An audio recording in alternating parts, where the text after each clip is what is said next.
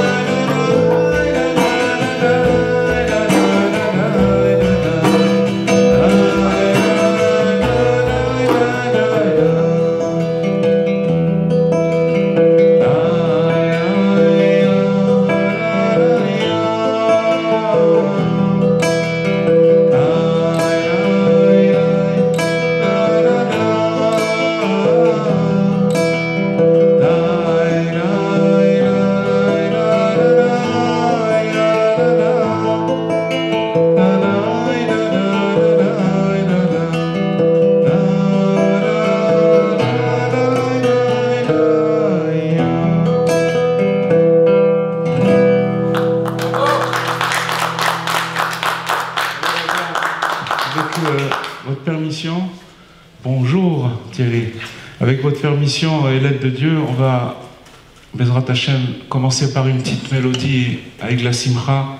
Vous savez, chez les Rabbi Nachman, il a dit que la simcha, c'est quelque chose d'essentiel dans la mesure où, avec la simcha, toutes les maladies, tous les problèmes qu'on peut avoir, c'est parce qu'on manque de joie.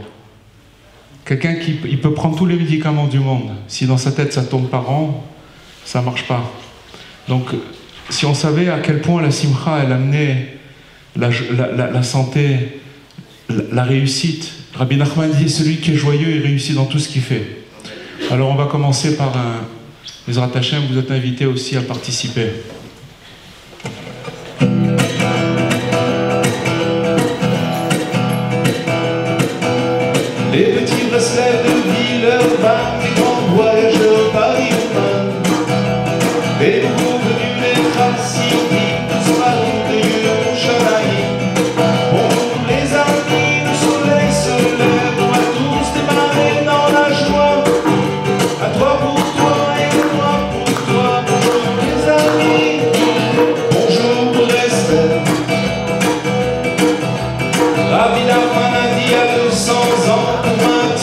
chanter tout le temps. Voici un couplet bien entraînant, fait danser le cœur, le sourire des gens. Bonjour les amis, le soleil se lève, on va tous démarrer dans la joie. À toi pour toi et à moi pour moi. Bonjour les amis, bonjour restez. C'est un fleuve ou bien même un torrent qui nous nettoie de toutes nos tâches. Il ne voit en nous que le grand esprit divin qui en nous se cache. Bonjour les amis, le soleil se lève, on va tous démarrer dans la joie. À toi pour toi et à moi pour toi. Bonjour les amis, bonjour Esther. Si vous avez capté le message, rien ne vous retiendra de crier. Sur les toits des villages, courage, puis encore espérer. Bonjour les amis, le soleil se lève. Bonjour les amis, bonjour et se lève. Sur son âne, le blanc, le Messie nous a entendus. Le voici. Encore les mains les amis.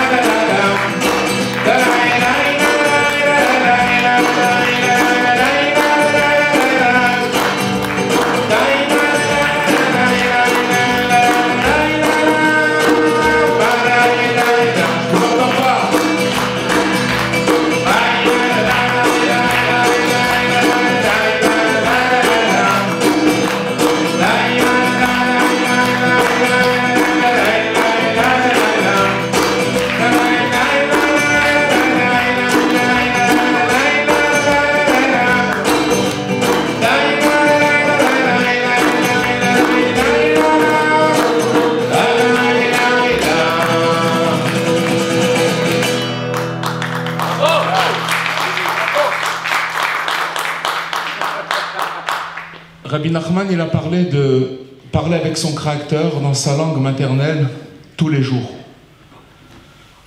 Les gens, ils viennent à la synagogue, c'est bien, mais Dieu, il est présent 24 heures sur 24, et là où on est, on peut être en contact avec lui très simplement.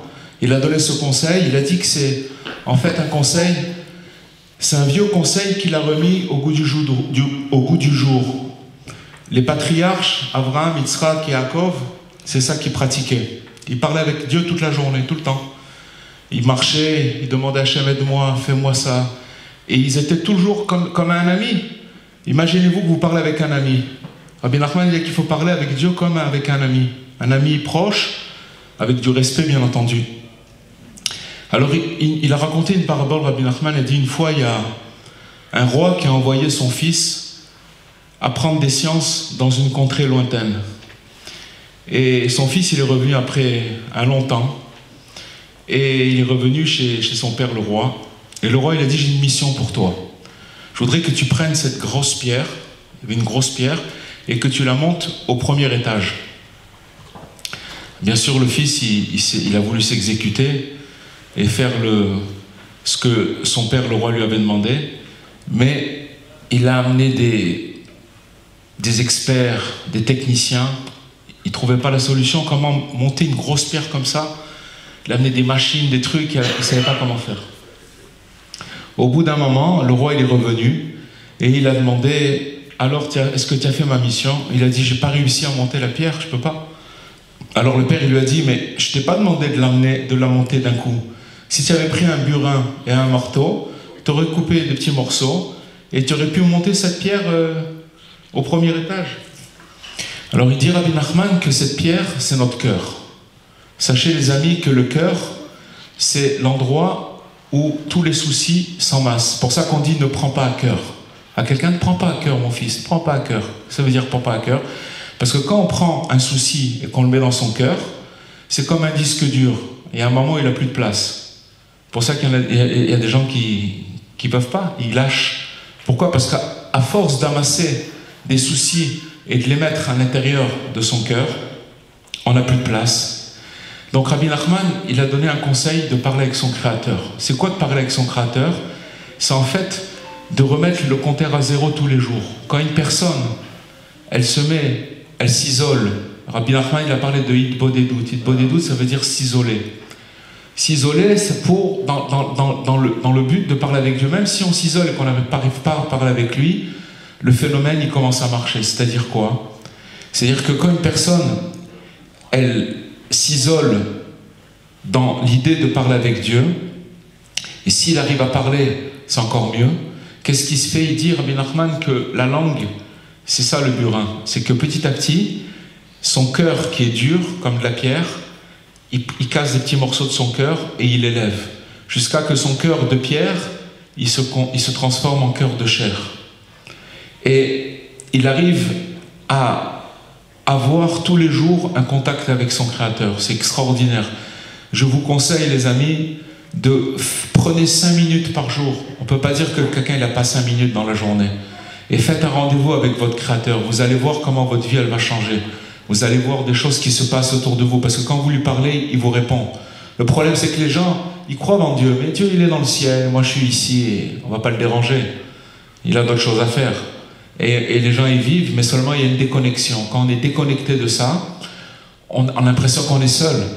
Pour ça que les gens, quand ils parlent de solitude, la solitude, elle n'existe pas véritablement. La solitude, ça veut dire de penser que moi je suis seul et que Dieu il n'est pas là. Alors qu'il est tout le temps avec nous, mais seulement il faut se mettre en contact avec lui. Il faut se mettre en contact comment? En parlant avec lui dans sa langue maternelle, d'une façon la plus simple possible. Et c'est quelque chose, Rabbi Nachman il a promis que celui qui va faire ça, il va la guerre il va la gagner. À tout, il peut arriver à tout avec ça, spirituellement, matériellement, il pourra gagner tout ce qu'il a. Prenez, vous êtes, grâce à Dieu, des gens, on ne va pas dire que vous avez tous 20 ans ici, mais moi je me rappelle que ma grand-mère, quand j'étais petit, elle me prenait à côté de la mezouza avant de dormir, elle me disait, mon fils, mets ta main sur la mezouza et demande pour ton père, et demande, il vivait que là-dessus. Que là-dessus, c'est-à-dire que pourtant ils ont souffert, ils ont eu des épreuves dans leur vie, mais ils étaient connectés avec Dieu, alors tout passait. Quand on est connecté avec Dieu, tout passe. On n'amasse pas. Quand on amasse les choses, c'est très compliqué. Alors, il y a une mélodie et des très belles paroles qui relatent tout ce qu'on a dit.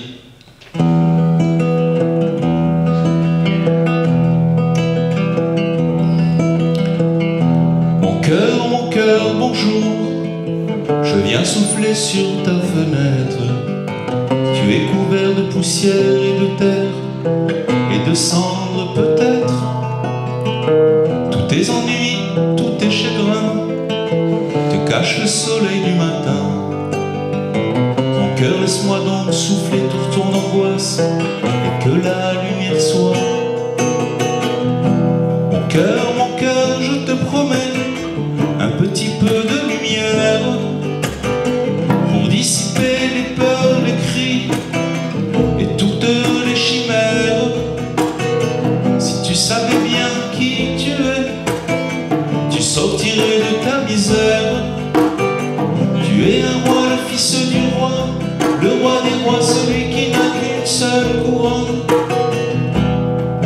Mon cœur, dis-moi de moi un air, un cri ou un soupir, un point, un trait, une simple console.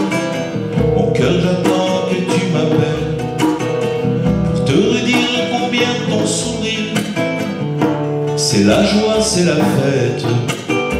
Et j'ai mal à la tête et je souffle à craquer sur ce cœur oublié.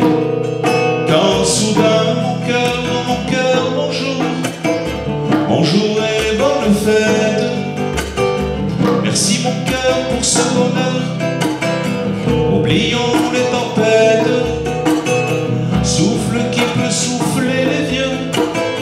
Refrain de la galère. À l'horizon déjà reluit la fin des nuits. Il n'y a nul autre que lui. Ton cœur, ta-na-na-na-na, ta-na-na-na-na.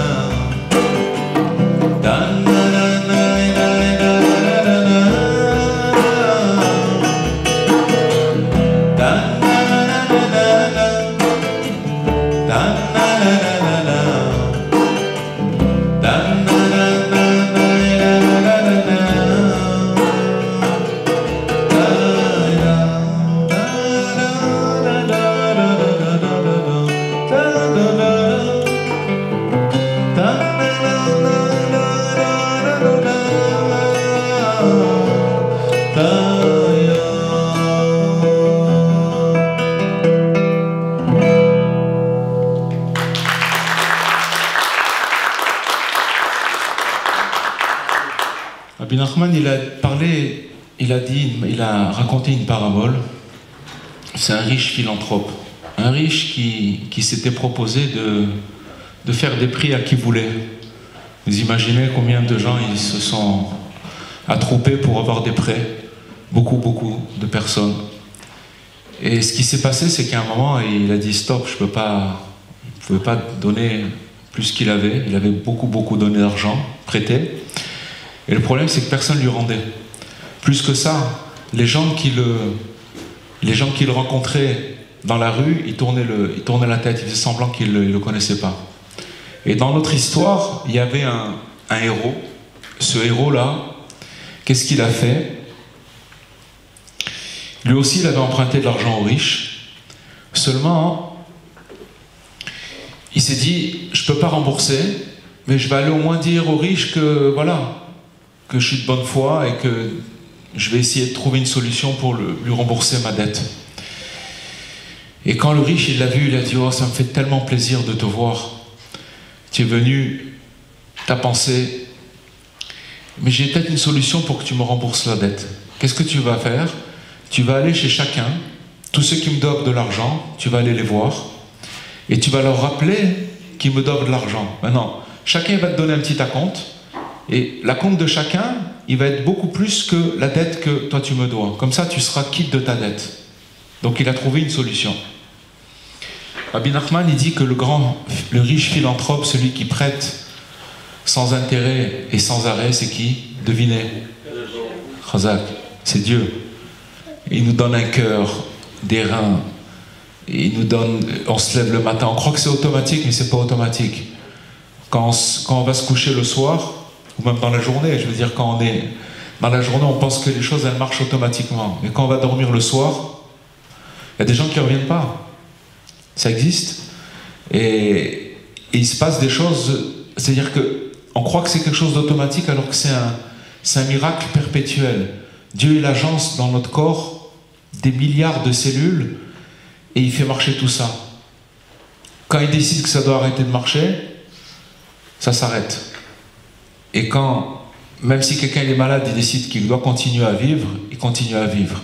Donc on voit que si par exemple on a un problème que Dieu préserve dans un membre de notre corps et qu'il y a des gens qui doivent se faire opérer et faire une greffe, ils sont capables d'aller au bout du monde et de dépenser des millions d'euros ou des centaines de milliers d'euros pour un membre du corps. Ça veut dire qu'en vérité, Dieu il nous a donné des choses qui n'ont pas de prix. Que si on devait, quelqu'un il a un problème avec son cœur ou n'importe quoi, ça n'a pas de prix.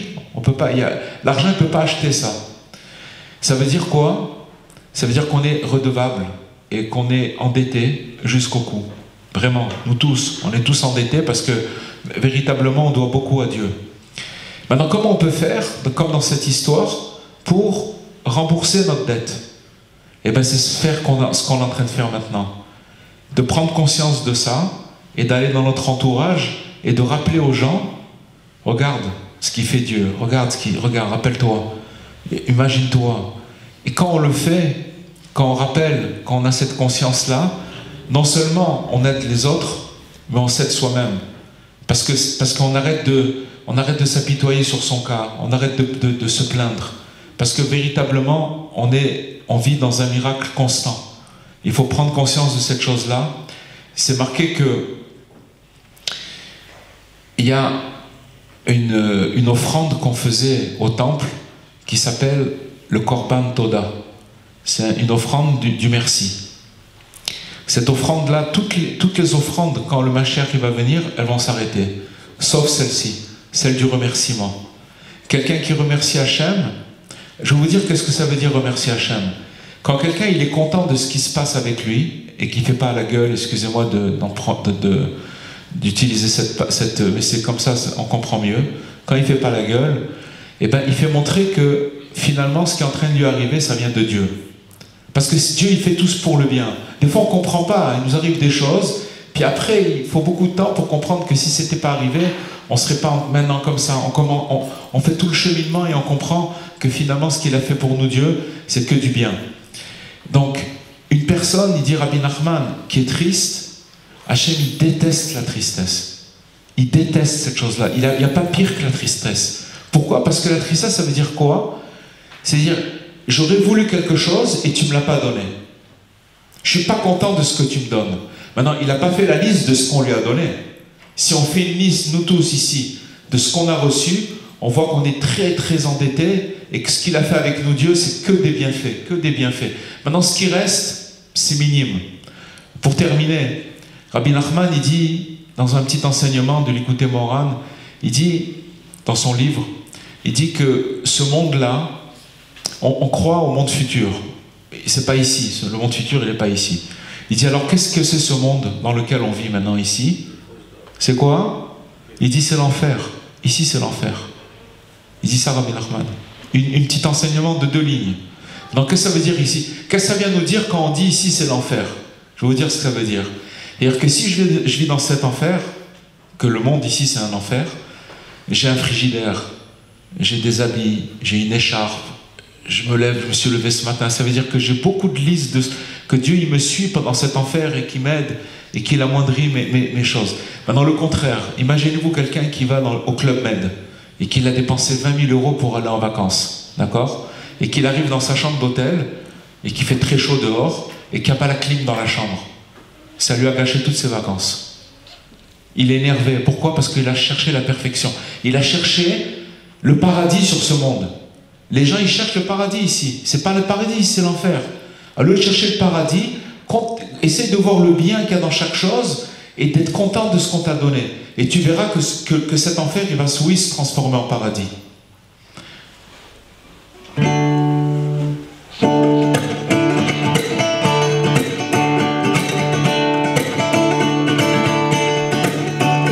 Un riche philanthrope fit un jour un essai, prêté à qui voulait la somme désirée. Ainsi se présentait des clients envieux, chargés de lourds écus, ils repartirent heureux. Parmi ces candidats se trouvait notre héros, qui pour faire une affaire avait rempli un tribut. Hélas, le malheureux fut si malchanceux que la chance et ses chimères s'envolèrent aux cieux. Ne te décourage pas, même si tu sembles loin. Dieu est tout près de toi, il n'y a vraiment pas de désespoir. Ne te décourage pas, même si tu sembles loin.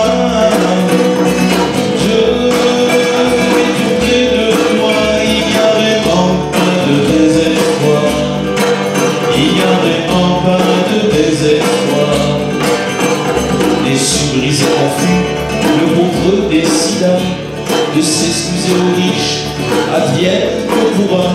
Ce dernier l'accueillit avec chaleur et mieux, lui permit de régler ce crédit ennuyeux. Que tu viennes me voir, le charme et l'éveil, nul autre n'a dédié, même me saluer. Ainsi voici la liste des dettes qui sommeillent.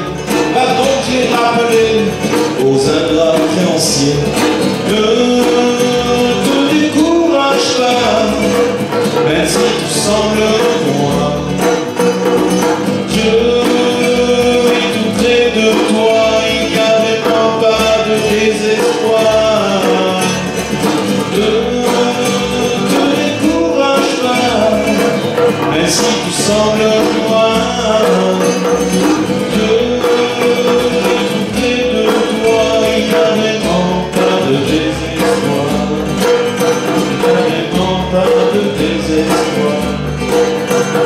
À la fin du circuit, tu me ramèneras beaucoup plus que le dû de ton propre contrat. Ainsi, tu peux payer sa dette au Créateur, mais ne parvient pas plus qu'à un élan du cœur. Il rappelle à chacun, mon ami, souviens-toi, il aura remboursé grâce à sa bonne foi. Il rappelle à chacun, mon ami, souviens-toi, il aura remboursé sa dette par 10 fois. Ne te décourage pas, même si tu sembles loin. Apprenez, mes amis, Dieu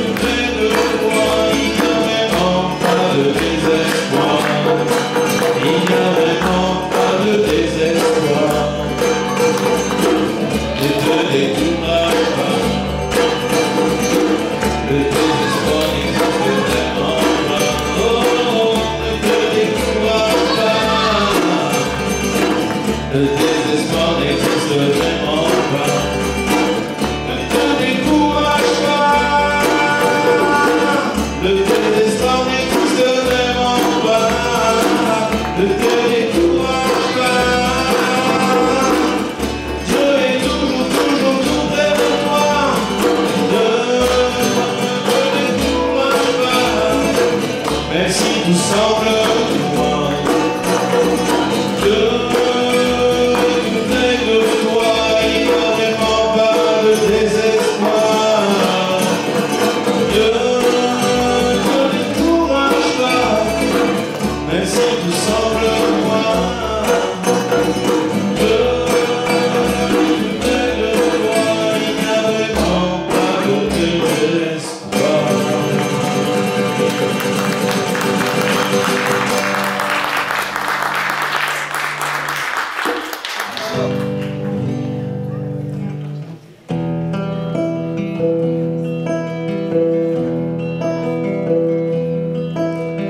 Dans la paix du soir, les étoiles sont sorties, le monde goûte enfin à son repos. Sous les voûtes noires scintillent mille bougies qui douche sera chanter rien chapeau. Les anges de paix, de bonté, de sérénité entonnent alors la symphonie. Notre maisonnée, ainsi que les invités, dans le Shabbat est réunis. 6 jours de labeur, de zèle et de douleur viennent enfin de s'achever. Un jour de bonheur, de lumière et de splendeur revient alors les couronner. Shabbat Kodesh, entendu, si fort la nuit a venu. Shabbat Kodesh, cela va dans des forts, chacun de tes instants au-delà. Quand le millénaire d'exil seront écoulés, sur les monts de Judée résonnera un son de corps si clair qui va au monde annoncer du Mashiach les premiers pas. Ce sera alors la paix pour l'humanité, la fin de l'exil, mais encore un Shabbat si beau qui ne finira jamais.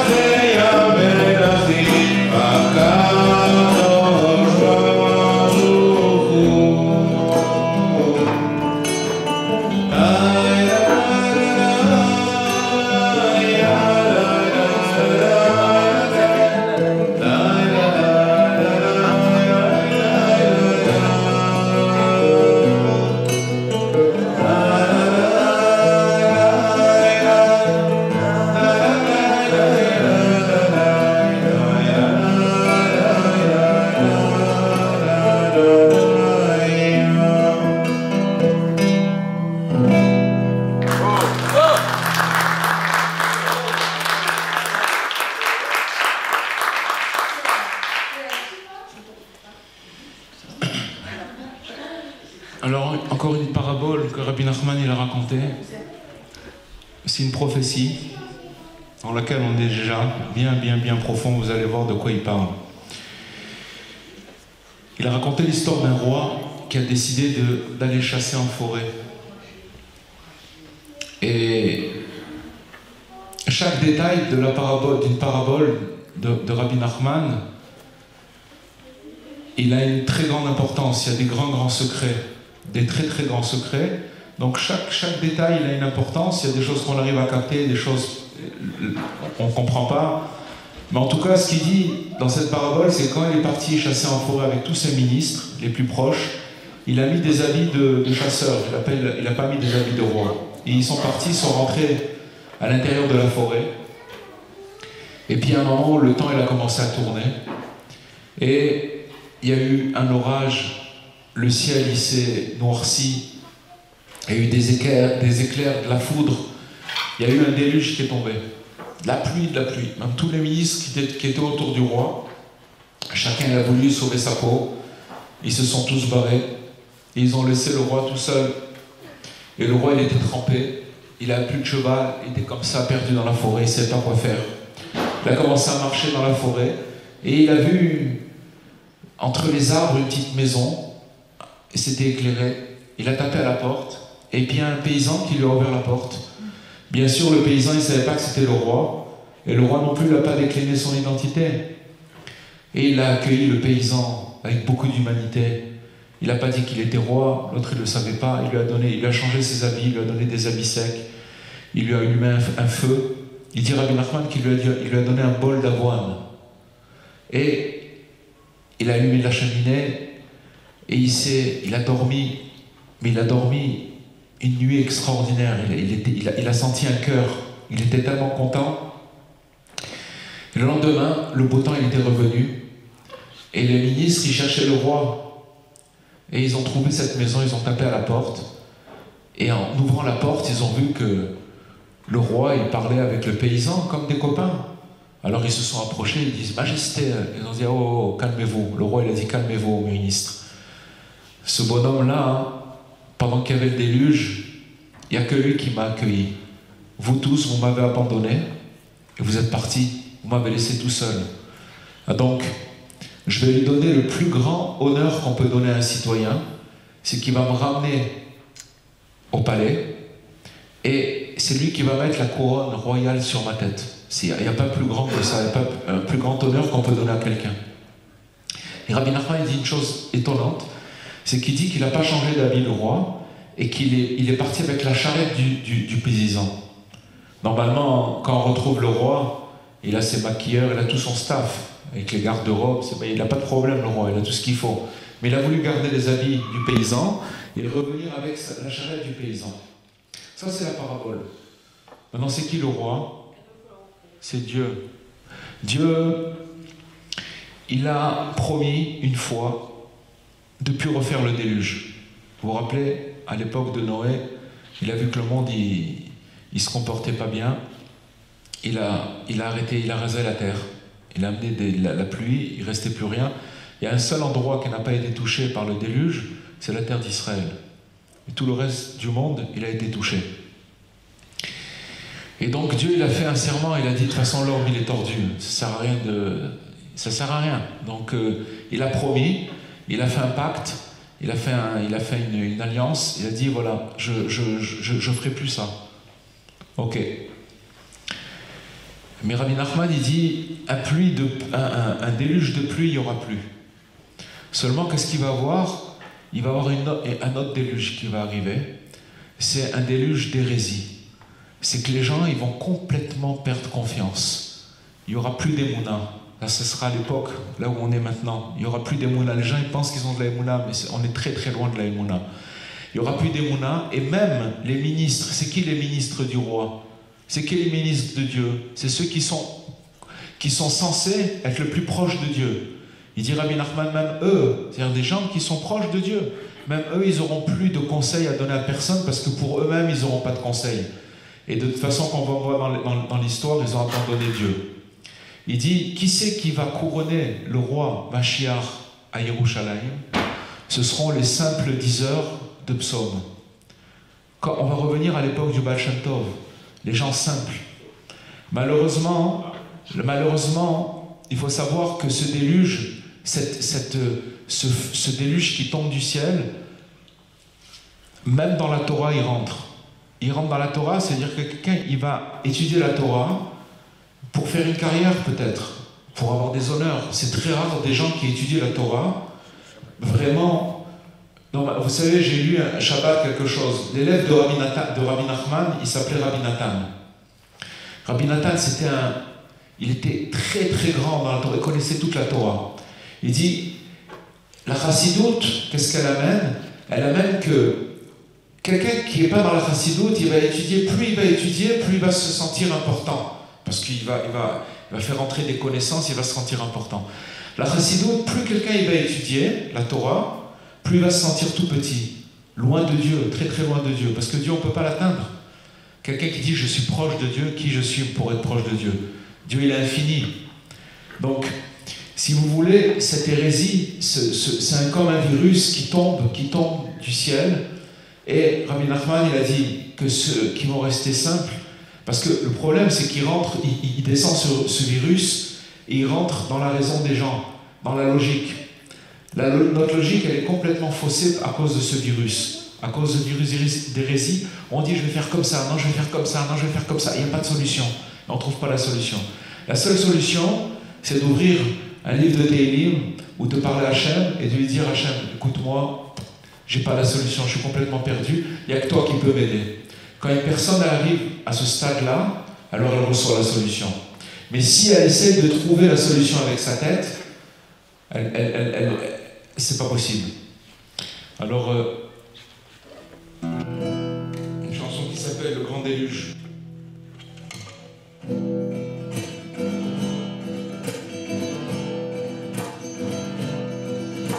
Il y avait une fois un grand roi qui est chassé en forêt. Un beau matin, empli de joie, il fit ses amis appeler. À cheval, le prince et page, en avant vers les bocages, chasser le gibier des grands bois, ainsi que vous l'ordonne le roi. Arrivé en haut de forêt, ils traquèrent les faux vapeurés. Quand soudain, du haut des sapins, un terrible fracas survint. Un orage de déluge, des torrents fendant la terre. Affolés, les princes cherchèrent un abri, un gîte, un refuge. Oubliant le roi, chacun prit la fugue. Le pauvre roi, bien délaissé, cherchait lui aussi son abri. Quand au cœur des bois inondés, une pâle lueur y devine. Entre les arbres énormes, la masure d'un bonhomme. Le roi implora le secours, la porte s'ouvrit sans tarder. La porte s'ouvrit sans tarder, mon pauvre, entrez vous réchauffer. Quand l'averse se fut calmée, le soleil se remit à briller. Et les princes partout dispersés cherchaient le roi dans la forêt. Ils trouvèrent la masure, et pour comble d'aventure, le paysan sans se gêner parlait à sa majesté. Ils voulurent le corriger, mais au roi de s'y opposer. Pendant la grande pluie, mes amis, vous m'avez tous abandonné. Ce paysan ignorait lui, qui je suis, mais il m'a sauvé. Rentrons maintenant au palais, car je veux le récompenser.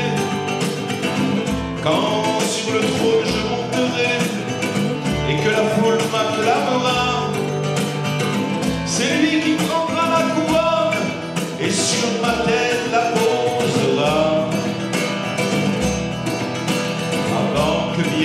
le Mashiach, le monde sera en furie. Un déluge de désir, flot de révolte et de folie.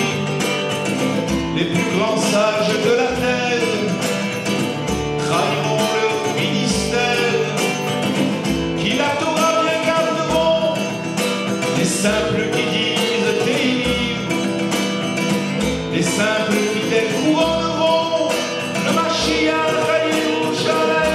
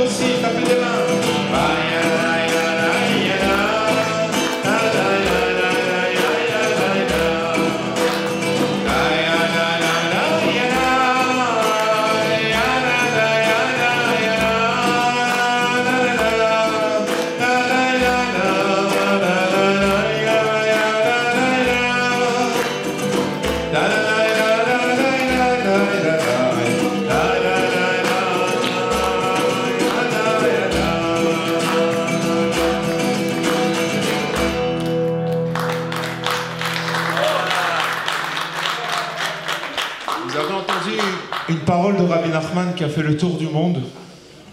Je vais le dire en hébreu, puis après je vais traduire en français, mais vous devez la connaître déjà.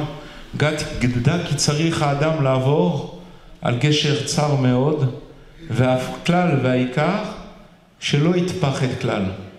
Si on traduit cette phrase, c'est que Rabbi Nachman il dit sache que l'homme, l'être humain, il doit passer sur un pont très étroit. Cette vie, c'est un pont très étroit. Et l'essentiel et le principal, c'est de pas avoir peur. Mais en vérité, c'est pas de pas avoir peur. Rabbi Nachman il dit, leit pached, c'est de pas se faire peur. Alors on va donner un exemple, vous allez comprendre. Si vous prenez maintenant une poutre que vous mettez à même le sol, une poutre qui fait 10 cm et 10 cm de haut, à même le sol, et qui va jusqu'au bout de la synagogue, et que je vous dis, voilà, mettez-vous sur la poutre, marchez, et si vous arrivez au bout de la poutre, vous avez 20 €. Je pense que tout le monde peut le faire. Pratiquement tout le monde, ok? C'est à même le sol, un peu d'équilibre, on y arrive. Prenez la même poutre et mettez-la entre deux immeubles. Ok? C'est la même, hein? Pourquoi en bas, on arrive et on tombe pas, et en haut, on risque de tomber? C'est pas qu'on tombe, on risque de tomber. Pourquoi? C'est nos pensées. Nos pensées, elles viennent, comment dire, tu vas pas y arriver, imagine-toi tata, c'est un truc qui tombe dans la tête, et c'est ça qui dit Rabbi Nachman, ne te fais pas peur, parce que la vie, elle est comme elle est. Le problème, qu'est-ce qui nous fait tomber dans la vie? C'est qu'on rajoute sur ce qui se passe. Ça veut dire, il y a une situation donnée, mais c'est nous qu'on rajoute dessus nos peurs. Quand on rajoute nos peurs et nos doutes, c'est ça qui nous fait perdre l'équilibre. Donc Rabbi Nachman, il a dit, ce pont, il est oui, très étroit, mais n'aie pas peur. N'aie pas peur, fais confiance en Dieu, aie confiance en Dieu. Sache que ce pont-là, c'est Dieu qui l'a fait. La situation, c'est que lui qui l'a fait. Et regarde devant, au lieu de commencer et arrête de penser que tu vas tomber. Alors, Bezrat Hashem, vous savez, ce qu'on dit, ça paraît très simple, mais Rabbi Nachman, ces enseignements-là, il est parti très loin pour les prendre et les amener. Et regardez où ils arrivent aujourd'hui, en 2025. Ils arrivent, ils sont actuels, parce que Rabbi Nachman, il a dit 2 mois. C'est-à-dire que lui, il est né en 1772, il a quitté ce monde en 1810, à l'âge de 38 ans. Il a dit 2 mois, jusqu'à Mashiach, il n'y aura pas de nouveauté. C'est moi qui détiens les médicaments pour que le peuple, jusqu'à Mashiach, il puisse tenir son identité. Il a des médicaments. Tout ce qu'il nous dit Rabbi Nachman, c'est pas pour devenir une religieuse, ça parle pas de ça. Ça parle pour rester courageux. Chacun garde ses minagim, chacun reste comme il est, mais les médicaments qu'il y a dans les paroles de Rabbi Nachman, ça va très très très très loin. C'est très simple, mais c'est très très profond. Alors,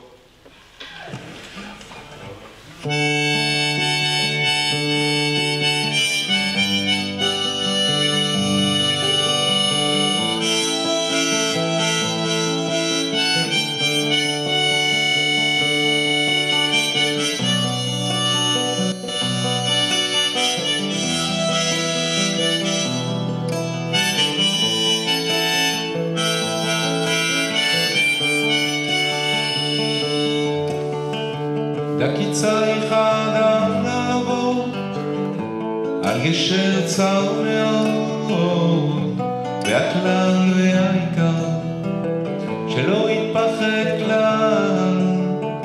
Sache que l'homme doit traverser un pont très très étroit, et le principal et l'essentiel, c'est de ne pas avoir peur du tout.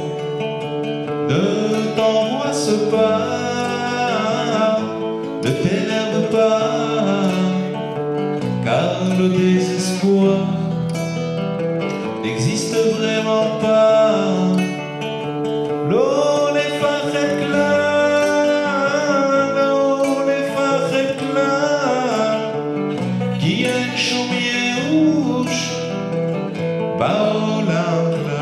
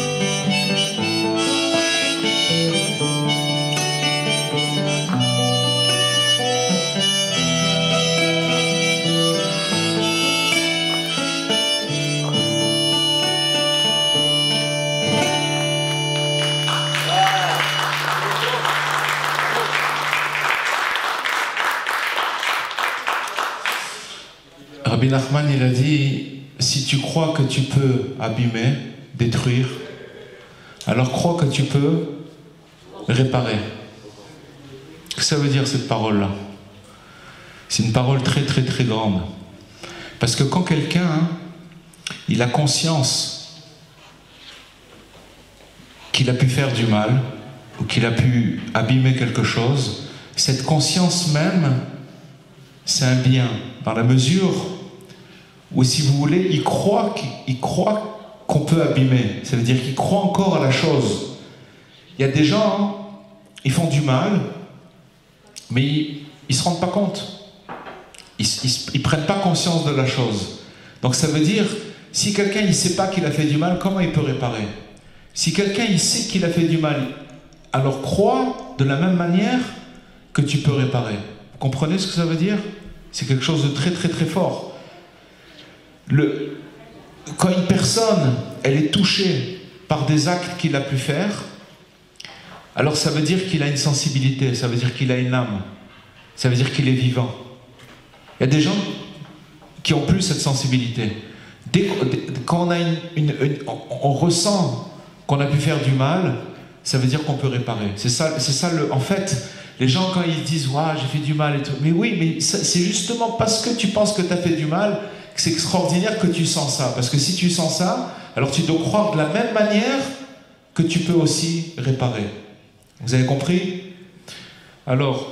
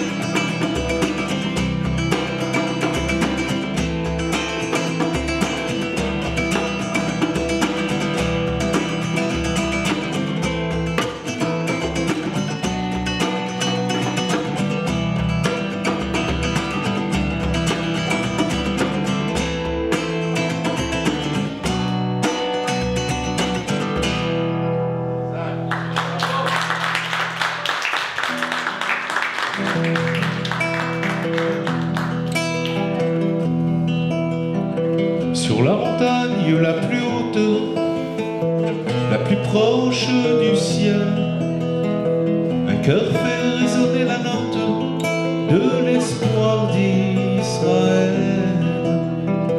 Pour revenir vers notre terre, il faut la mériter. Elle appartient à notre Père de toute éternité. Jérusalem tout en or. Quand donc viendra le temps où les rayons de l'aurore chantent ton chant, Jérusalem tout en or. Quand donc viendra le temps où les rayons de l'aurore chantent ton chant, le monde entier est plein de rage, la haine a déferlé, mais tu as traversé les âges de toute éternité. Bientôt sonnera le chauffard, annonçant ton salut. Garde de courage et garde espoir, surtout si près du but. Jérusalem tout en or. Voici venir le temps où les rayons de l'aurore chantent ton chant, Jérusalem tout en or. Voici venir le temps où les rayons de l'aurore chantent ton chant. La la la la.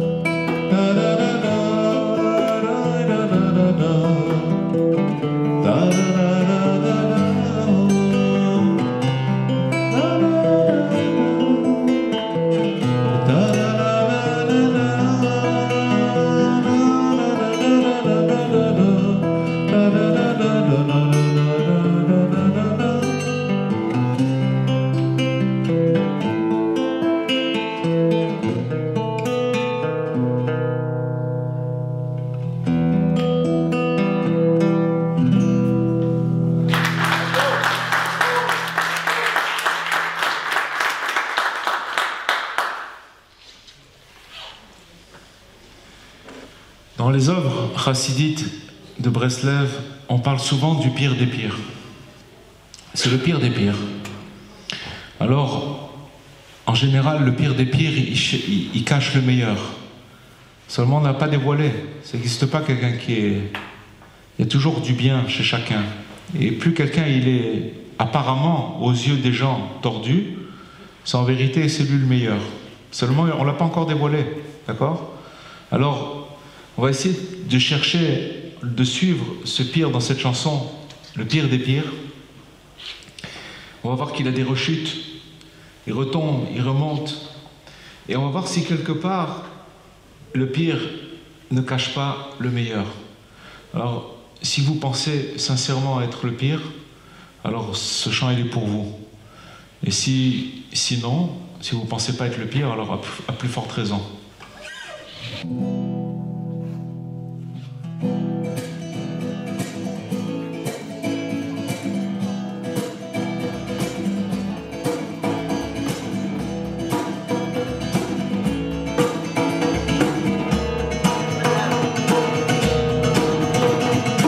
Voici quelque chose d'extra, de super, de génial.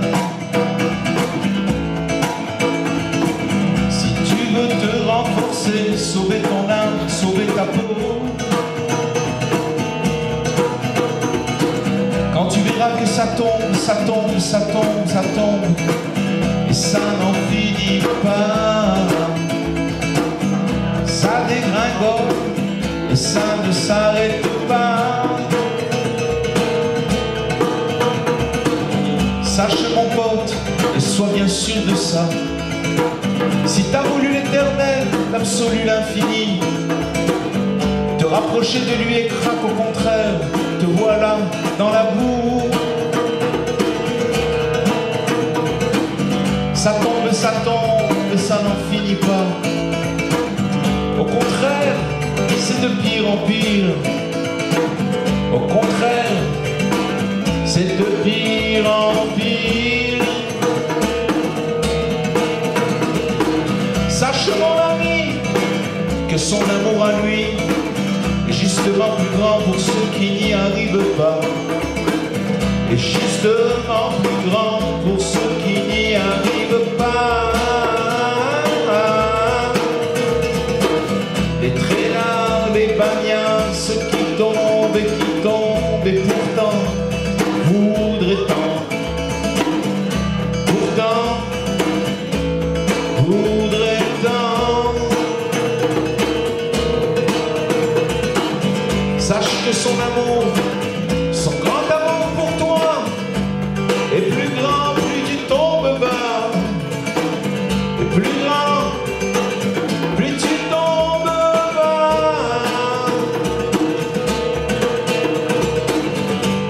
Car voici mon frère que du fond du puits, du fond de ta boue, la lumière a jailli.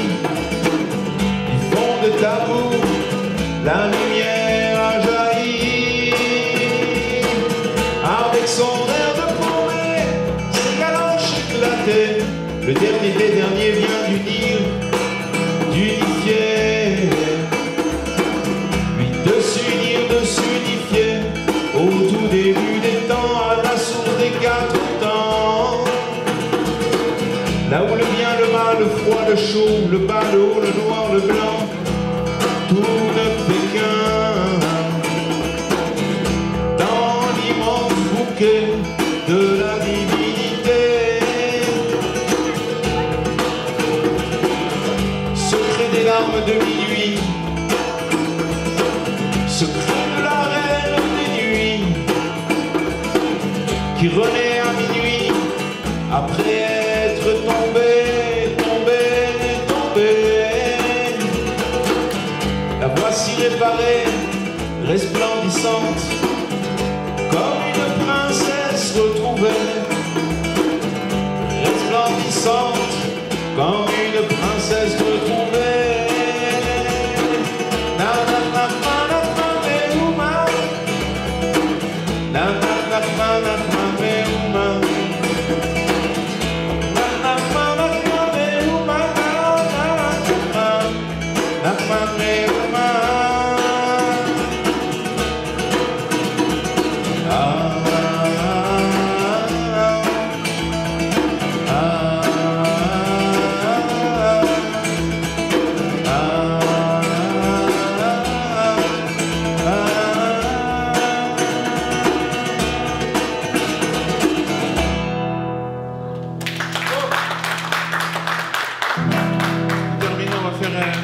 Deux, trois chants saméar que tout le monde connaît. Merci de votre présence. Merci d'être venus. Bezrat Hashem, qu'on puisse prendre cette simcha et faut pousser. C'est que la simcha, c'est que ça. Il n'y a rien qui peut résister à la simcha. Il n'y a rien. Faut pas se faire abattre. Faut être joyeux. Hashem, il est là. Tout ce qu'il fait, c'est pour notre bien. Il a décidé un jour de nous mettre sur terre. On n'a pas demandé quand, à quelle heure on est arrivé. On n'a pas demandé quels parents on devait avoir. On n'a pas demandé où on allait, où on est né. Rien. On n'a rien demandé. Et il y a une deuxième chose qu'on n'a pas demandé, c'est quand est-ce qu'on doit partir. Alors qu'est-ce que ça veut dire? Si on ne nous a pas demandé quand est-ce qu'on doit venir et quand est-ce qu'on doit partir, ça veut dire que c'est sûr qu'on est pris en charge. On ne va pas nous lâcher comme ça dans la jungle, non? Oui ou non? Oui. Alors voilà, au Hachem.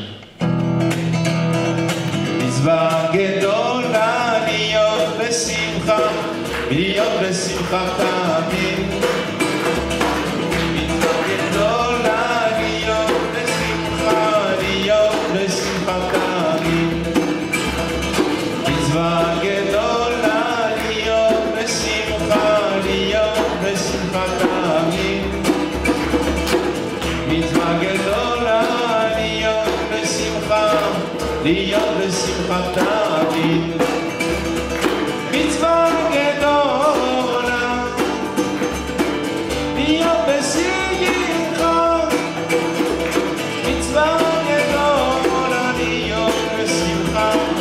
ליום בשמחה תמיד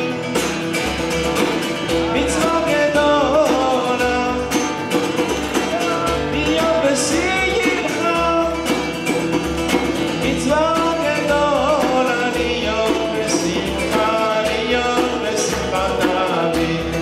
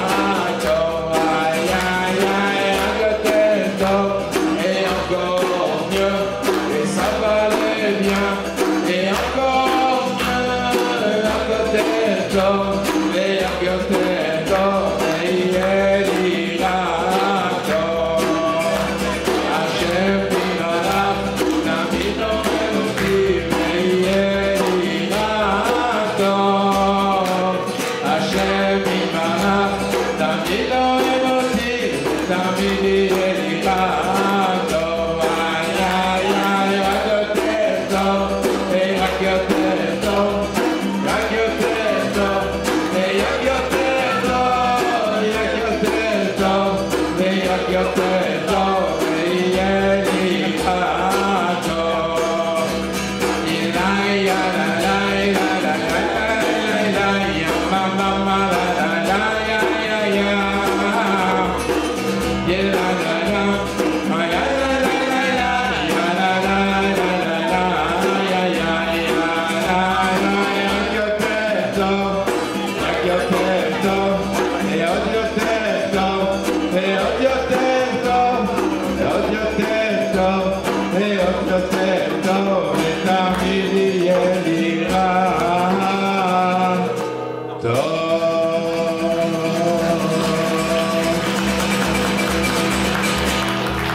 Tov, Toda Rabba, merci d'être venu, bon Hachem. Normalement, il devait avoir ici 500 personnes. Qu'est-ce qu'on fait un dimanche après-midi? Si on ne vient pas ici, on déprime, c'est obligé. Chazak, bon Hachem.